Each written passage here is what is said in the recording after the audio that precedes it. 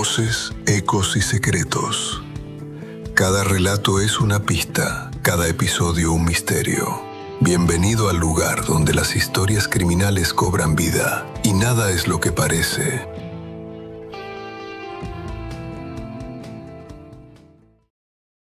En Heaven B, nadie esperaba que el tiempo pudiera volverse tan denso, tan cortante, tan imposible de medir.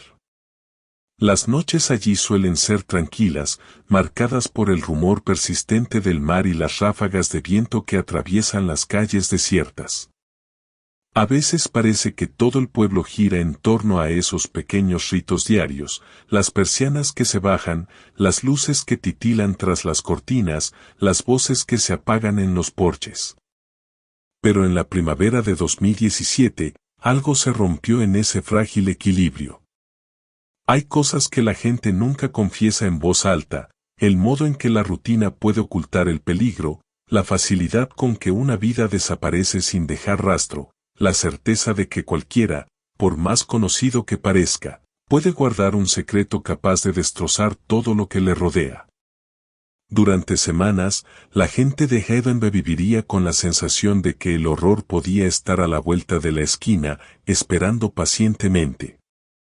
La desaparición de Lena Brady no solo dejaría preguntas, sino que pondría a prueba la capacidad del pueblo para soportar la verdad.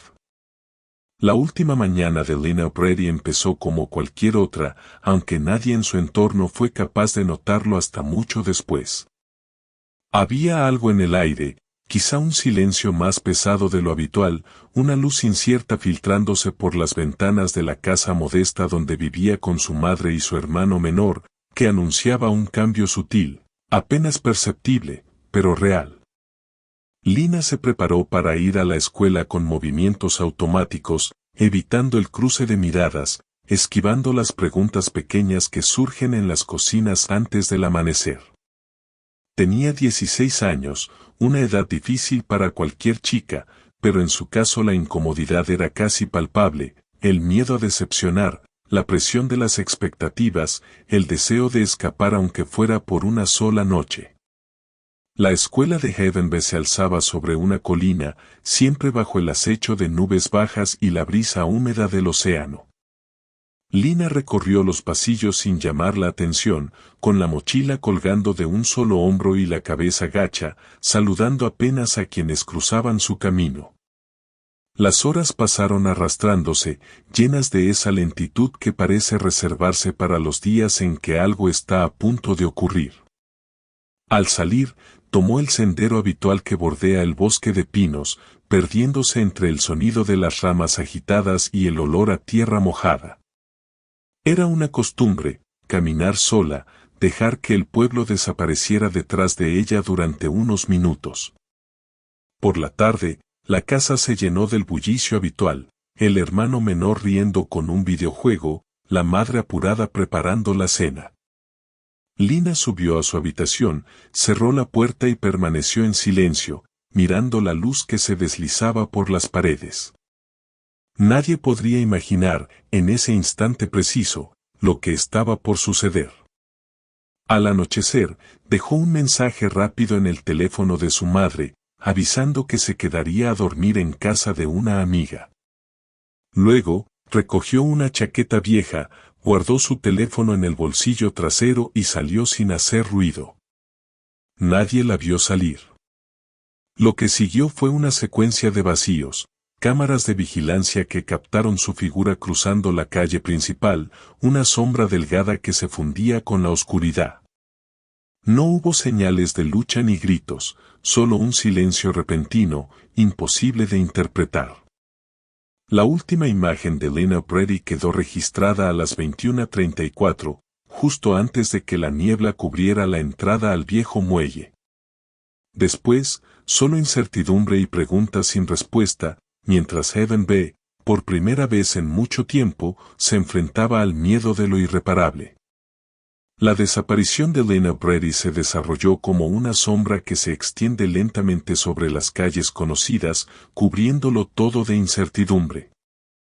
Al amanecer, la casa permanecía en un silencio inquietante, solo interrumpido por el zumbido del frigorífico y los pasos de la madre, que revisaba el móvil una y otra vez. No había mensajes de Lina. Tampoco había señales de que hubiera regresado en algún momento de la noche. El desayuno se quedó frío sobre la mesa. Al principio, la preocupación fue un susurro, una sensación molesta, fácil de descartar como un descuido adolescente, pero conforme pasaban los minutos, fue creciendo hasta ocupar cada rincón de la casa. En el exterior, el día avanzaba como cualquier otro. Los primeros vecinos salían a pasear a sus perros, los autos se alineaban en la carretera principal, las gaviotas volaban bajo buscando restos junto a la bahía. Pero la familia Brady, aún sin saberlo del todo, ya había comenzado un viaje de ida por el territorio del miedo. Cuando la madre intentó llamar a la amiga donde supuestamente Lina había pasado la noche, la respuesta fue inmediata y desconcertante: Lina no había estado allí. Cada intento de justificar la ausencia, un teléfono descargado, una discusión pasajera, una travesura inofensiva, se desmoronó con rapidez, dando paso a una alarma real y silenciosa. Poco después del mediodía, la policía local recibió la denuncia. La desaparición de una menor en Heaven Bend no era un suceso frecuente. De hecho, la última vez que algo así había sacudido al pueblo, casi nadie de la actual generación podía recordarlo. Sin embargo, la maquinaria del procedimiento se activó sin demora. Oficiales patrullaron las calles cercanas, revisaron cámaras de vigilancia en tiendas y gasolineras, interrogaron discretamente a los amigos más cercanos de Lina. El teléfono móvil de la chica permanecía inerte, sin rastro de actividad desde la noche anterior. La investigación avanzó a través de pequeños hallazgos, cada uno más inquietante que el anterior. En una de las grabaciones de una cámara municipal, Lina aparecía cruzando la intersección principal, sola, bajo la luz artificial de una farola. La imagen era borrosa, pero inconfundible. Después, el vacío, ninguna otra cámara captó su figura, ningún testigo reportó haberla visto. El tiempo comenzó a convertirse en el mayor enemigo, avanzando implacable mientras las teorías se multiplicaban sin descanso.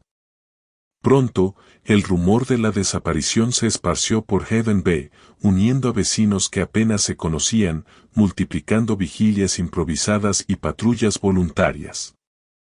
Familias enteras recorrieron senderos, playas y descampados, a veces bajo la lluvia, a veces acompañados solo por la luz de las linternas y el sonido de los propios pasos. El nombre de Lina llenó carteles improvisados, publicaciones en redes sociales y conversaciones a media voz en la tienda del pueblo. En los días siguientes, los pequeños detalles adquirieron un peso insoportable: una chaqueta olvidada en el banco del parque, huellas desdibujadas en la arena húmeda, la sensación persistente de que, en algún lugar, Lina seguía esperando ser encontrada. El miedo se volvió colectivo. La bahía dejó de ser solo un paisaje, se transformó en un recordatorio constante de lo que el pueblo acababa de perder. Y mientras la policía ampliaba el radio de búsqueda y los medios comenzaban a llegar desde otras ciudades, Heaven Bend aprendía, a la fuerza, que la desaparición de una persona no es solo una ausencia, sino una herida que nunca termina de cerrarse. Las primeras horas de búsqueda definieron el pulso del pueblo. Mientras la noticia de la desaparición se expandía más allá de los límites de Heaven Bend, el caso dejó de pertenecer solo a una familia, se convirtió en un asunto colectivo, una herida abierta que reunía a desconocidos bajo un mismo temor. Las patrullas de voluntarios avanzaban en silencio por los bosques, siguiendo líneas invisibles entre los troncos húmedos, levantando ramas, revisando claros y viejos cobertizos. El olor a sal y musgo se mezclaba con la ansiedad.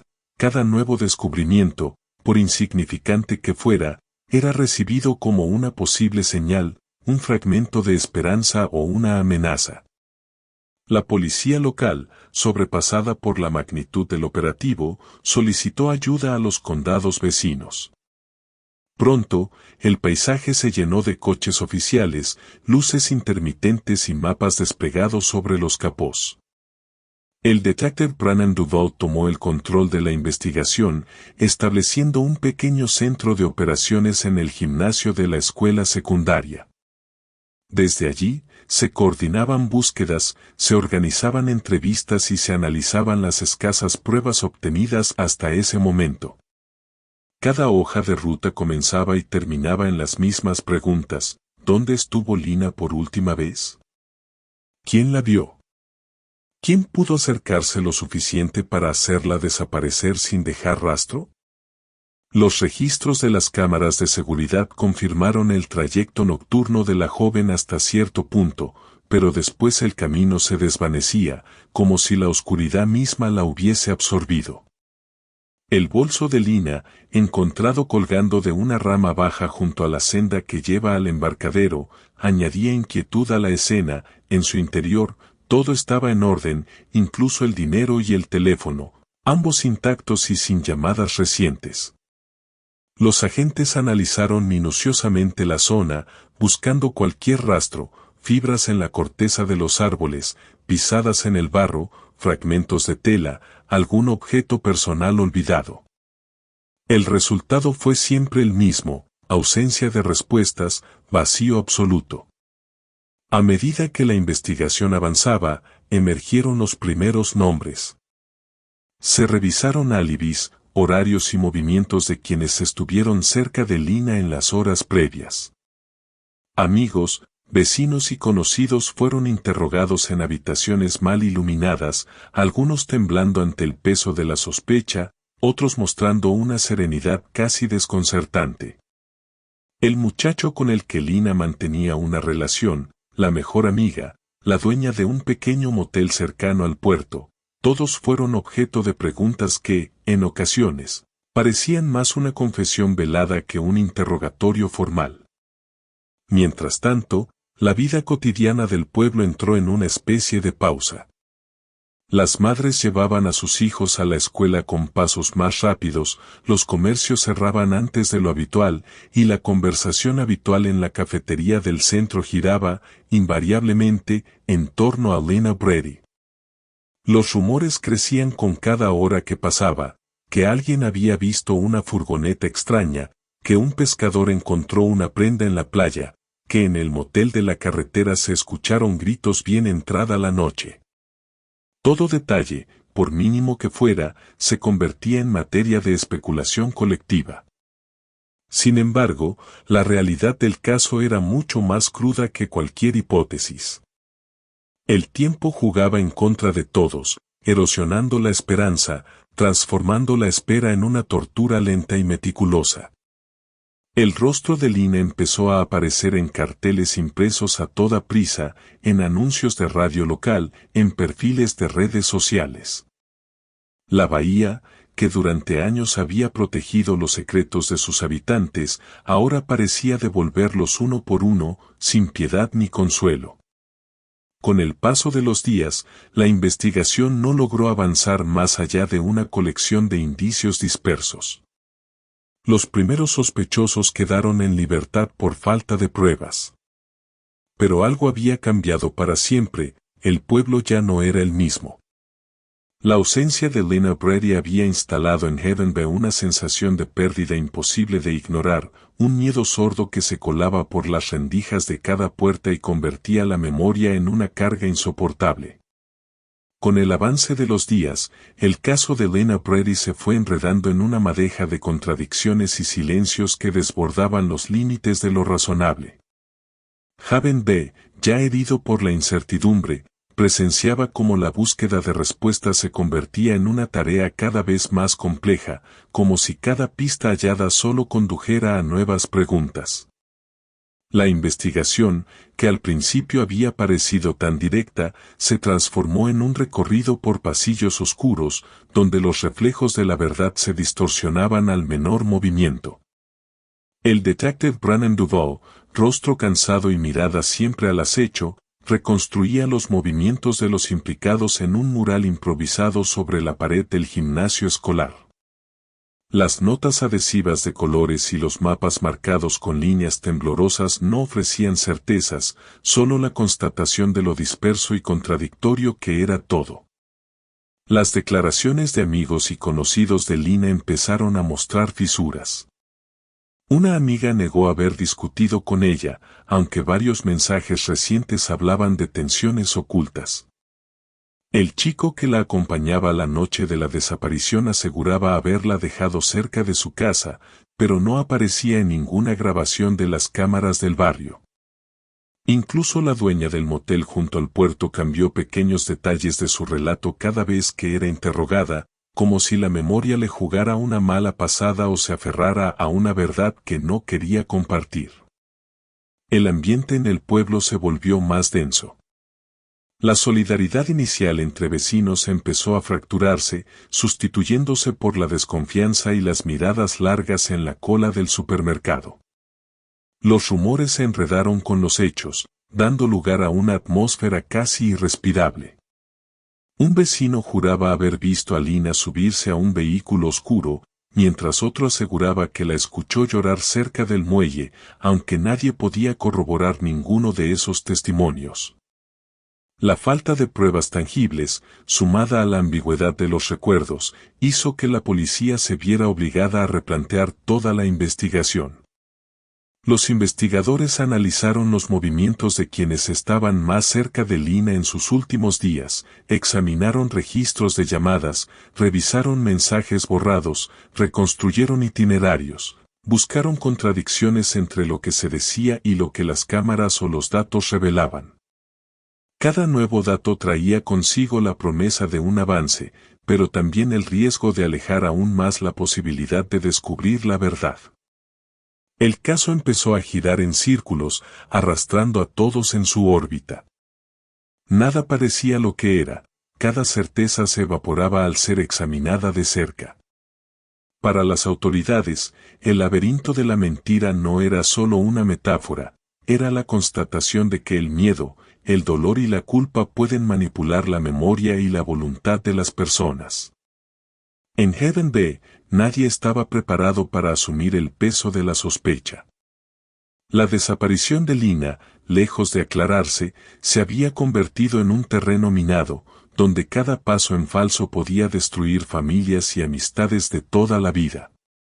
Mientras la primavera avanzaba y la brisa del océano seguía arrastrando las voces de los que buscaban respuestas, la verdad se mantenía esquiva, atrapada entre relatos fragmentados y la implacable necesidad de encontrar una explicación. El pueblo entero parecía girar sobre sí mismo, atrapado en ese laberinto, mientras la figura de Lina se desdibujaba lentamente en la memoria colectiva. Las aguas de Heaven B siempre habían sido un refugio, un horizonte apacible al que la mayoría acudía en busca de calma. Pero a medida que avanzaban los días, ese paisaje habitual se tornó ominoso, cargado de presagios y silencios densos. La bahía, que solía reflejar el azul suave del cielo y el perfil recortado de los pinos, adquirió un matiz turbio, casi inquietante, como si ocultara secretos demasiado pesados para salir a la superficie. Los equipos de búsqueda se desplegaron a lo largo de la costa y entre los canales que serpenteaban entre juncos y viejos embarcaderos abandonados. Las botas se hundían en el barro y las linternas cortaban la neblina matinal, iluminando solo fragmentos del terreno, mientras el rumor de las olas persistía, indiferente a la angustia humana. En ese escenario, la investigación cobró un tono más sombrío. Los agentes revisaron cada rincón del motel cercano al puerto, un edificio de 2 pisos con pintura descascarada y ventanas cubiertas de polvo. La propietaria, una mujer de rostro impenetrable y gestos rígidos, permitió el registro sin oposición, aunque su actitud oscilaba entre la resignación y una incomodidad apenas disimulada. En la buhardilla, entre objetos olvidados por huéspedes anónimos, la policía halló un brazalete que la madre de Lina reconoció de inmediato. Era un objeto sencillo, de cuentas color turquesa, que Lina llevaba casi siempre en la muñeca izquierda.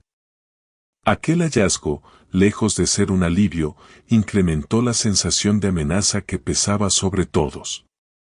Mientras tanto, los rumores seguían propagándose como la niebla sobre el agua. Algunos vecinos afirmaban haber escuchado voces y ruidos en los muelles la noche de la desaparición, otros aseguraban haber visto luces moviéndose entre los arbustos, figuras que se desvanecían en cuanto alguien intentaba acercarse. Nada era concluyente, pero cada testimonio servía para alimentar el miedo. Los investigadores, con el rostro marcado por el cansancio, apenas podían ocultar la frustración que les provocaba avanzar entre versiones contradictorias y evidencias dispersas. Las noches, que antes ofrecían una tregua, se convirtieron en un territorio hostil. El pueblo dormía inquieto, con el oído atento a cualquier crujido, a cualquier vehículo que circulara fuera de hora. El paisaje se volvió irreal, las luces del puerto parpadeaban en la distancia como señales de auxilio y el mar, antes protector, ahora devolvía ecos sordos, mensajes indescifrables. Heaven B, acostumbrado a la rutina y al lento paso de las estaciones, fue comprendiendo que los secretos podían arraigarse en lo más profundo del entorno. Las aguas oscuras ya no ofrecían consuelo, sino el reflejo deformado de una verdad que seguía sumergida a la espera de ser revelada. Y mientras la investigación trataba de avanzar, el pueblo entero quedó suspendido en esa incertidumbre, consciente de que los misterios más oscuros a veces se esconden justo debajo de la superficie más familiar. A medida que el calendario avanzaba y la desesperación se asentaba en Heaven B como una niebla perpetua, la investigación entró en una fase extenuante, marcada por la fatiga y la ausencia de respuestas.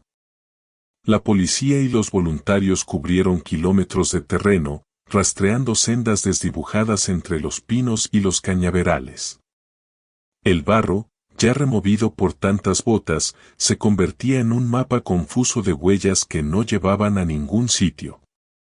Las esperanzas iniciales se disiparon en la rutina de los turnos nocturnos, en los informes que se apilaban sobre los escritorios sin que ninguno aportara el avance esperado. El teléfono de Lina fue hallado, finalmente, en los márgenes de una zona pantanosa al sur del pueblo. Lo encontró un grupo de voluntarios exhaustos, casi por casualidad, después de una larga jornada. La carcasa estaba húmeda y recubierta de barro, pero la policía logró extraer el registro de movimientos. El último mensaje enviado databa de la noche de la desaparición, después, el silencio. Los datos de localización indicaban un desplazamiento extraño. El aparato había viajado a una velocidad imposible para alguien a pie, siguiendo la carretera costera antes de apagarse para siempre.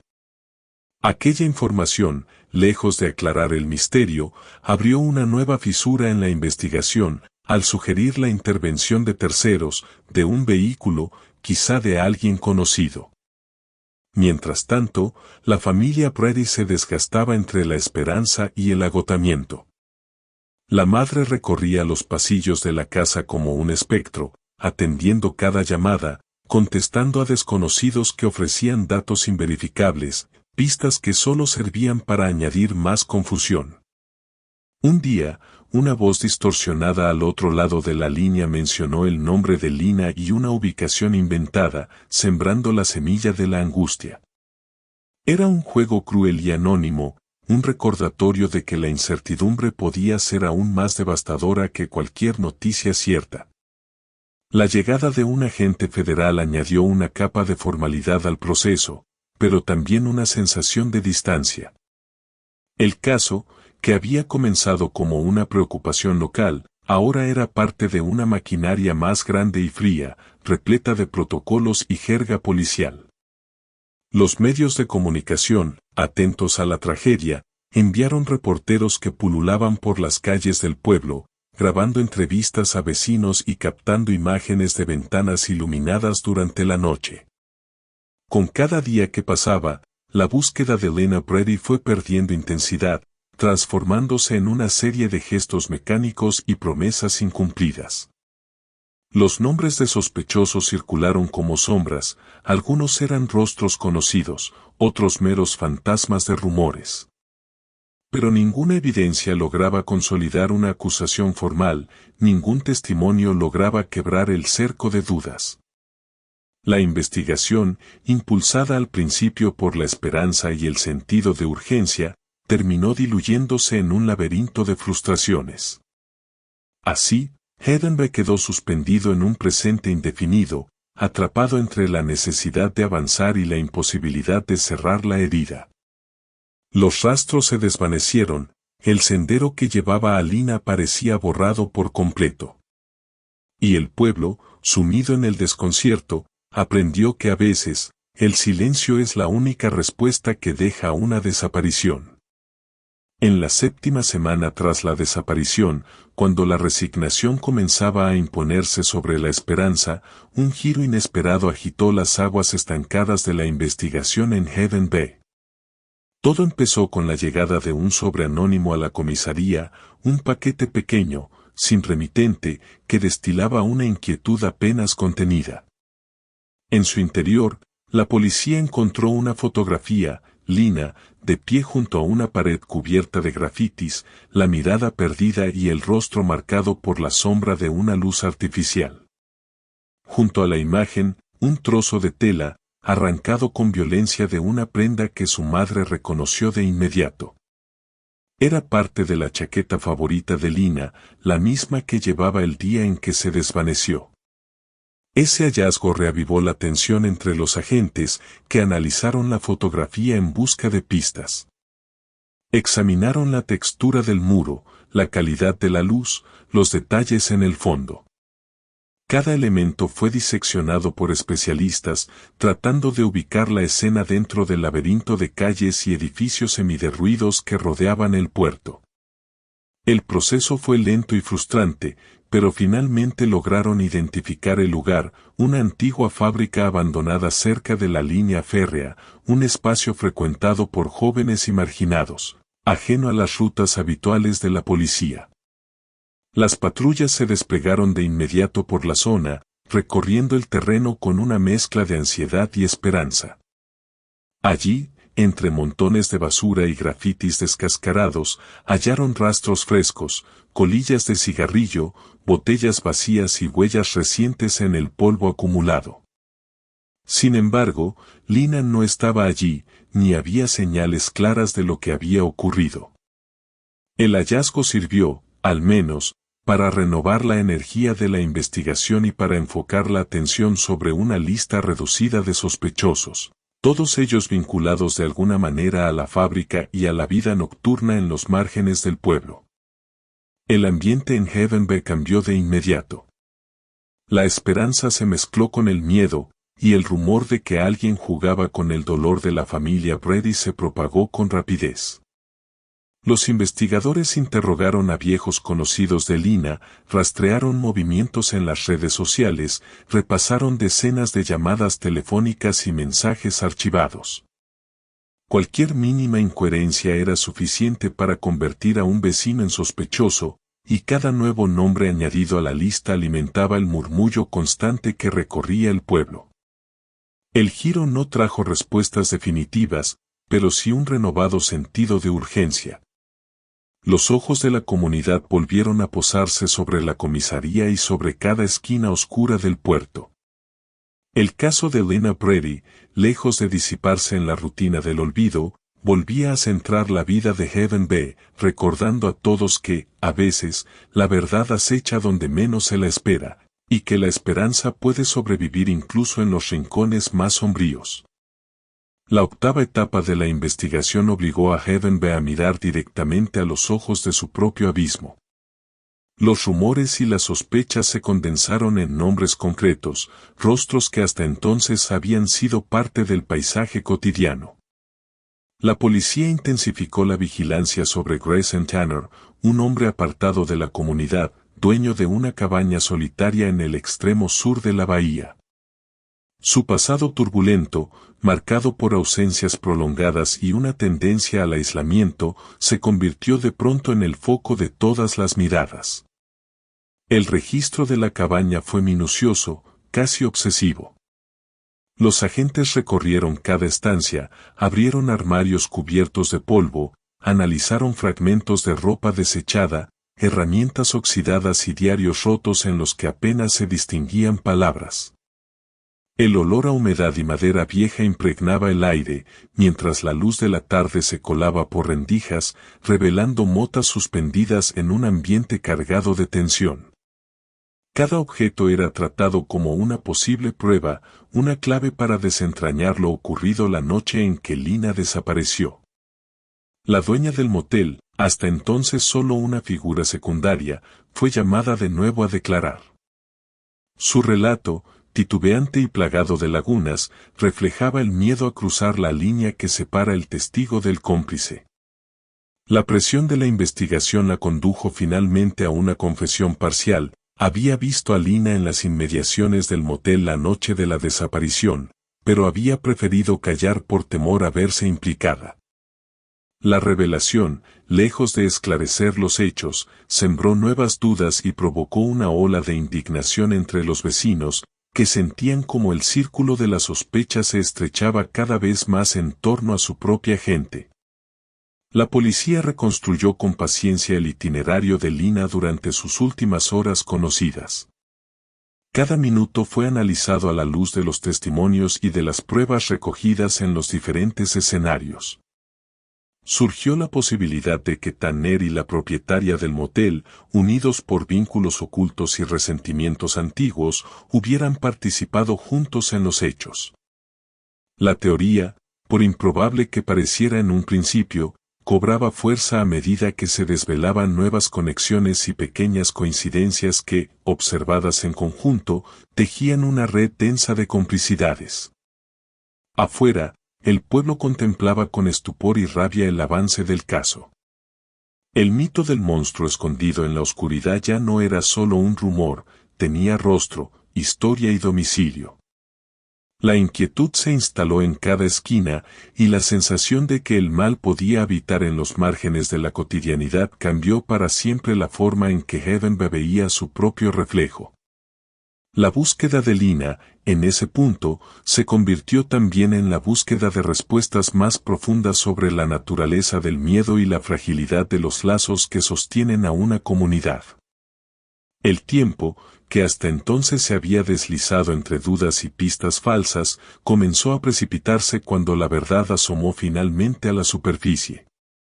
Todo empezó con el hallazgo de una vieja memoria USB, abandonada de manera casi negligente en un cobertizo olvidado tras la fábrica.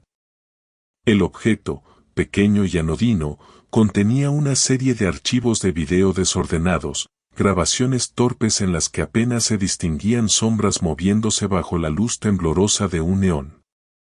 Pero entre los fragmentos, uno llamó la atención de los agentes, mostraba a Lina entrando en un vehículo oscuro, guiada por una figura apenas reconocible. Era la primera prueba concreta en semanas, una imagen capaz de articular lo que hasta entonces solo eran sospechas flotantes. Los expertos analizaron meticulosamente la grabación. Detuvieron los fotogramas, aumentaron el contraste, buscaron detalles en los reflejos de la chapa, en las matrículas, en los objetos dispersos sobre el salpicadero. El vehículo fue identificado como perteneciente a un familiar de la dueña del motel, un hombre que, aunque llevaba años en prisión, había prestado el coche a un conocido durante la semana de la desaparición. La investigación, que hasta ese momento giraba en torno a especulaciones y relatos contradictorios, empezó a adquirir la solidez de los hechos confirmados. La presión se volvió insoportable para Grayson Tanner. Tras horas de interrogatorio, aceptó confesar parcialmente su participación. Admitió que Lina había llegado a la cabaña por error, buscando refugio tras una discusión, y que un forcejeo terminó con la joven atrapada en el sótano. La versión era esquiva y fragmentaria, pero encajaba con los indicios recogidos en el lugar: fibras en la madera, marcas de una caída y huellas confusas en el polvo. Tanner insistió en que no había actuado solo, que la propietaria del motel había contribuido a encubrir los hechos, movida por el miedo a las represalias y por una historia de secretos compartidos. La reconstrucción de las horas finales de Lina fue un trabajo doloroso y minucioso. Los investigadores tejieron los hilos de los testimonios, los análisis forenses y los datos extraídos de teléfonos y cámaras de seguridad. Descubrieron que la joven, herida y desorientada, había intentado escapar varias veces antes de sucumbir finalmente al agotamiento y la falta de ayuda. El cuerpo, oculto con torpeza en un claro del bosque cercano, fue hallado gracias a las indicaciones contradictorias de Tanner y a la perseverancia de los equipos de búsqueda. Havenba recibió la noticia con una mezcla de alivio y pesar. La certeza de lo ocurrido no trajo consuelo, sino una nueva forma de duelo. El caso de Lena Brady cerró un ciclo de rumores, sospechas y desconfianzas, pero abrió una herida más profunda en la memoria del pueblo, la certeza de que la verdad, cuando por fin se revela, no siempre tiene el poder de curar, pero sí el de transformar para siempre a quienes se atreven a mirarla de frente. Cuando la noticia se confirmó y el cuerpo de Lina fue finalmente devuelto a su familia, Havenba se sumió en un silencio distinto. No era el mutismo tenso de los días de búsqueda, ni la expectación asfixiante que acompañó cada nuevo rumor. Era un silencio de final, de esas pausas largas en las que el aire parece quedarse inmóvil y la vida se ve obligada a adaptarse a una nueva realidad. La ceremonia fue sencilla, casi íntima, como si todos entendieran que las palabras ya no podían abarcar el dolor acumulado. El pueblo se reunió en la pequeña iglesia de madera junto al acantilado, donde la brisa del mar traía consigo el olor a sal y el murmullo de las olas. Los agentes que lideraron la investigación se hicieron presentes, manteniendo una distancia respetuosa. Los vecinos, muchos de los cuales apenas conocían a la familia Brady antes de la tragedia, se mezclaron en los bancos, compartiendo un luto colectivo que borraba las viejas divisiones.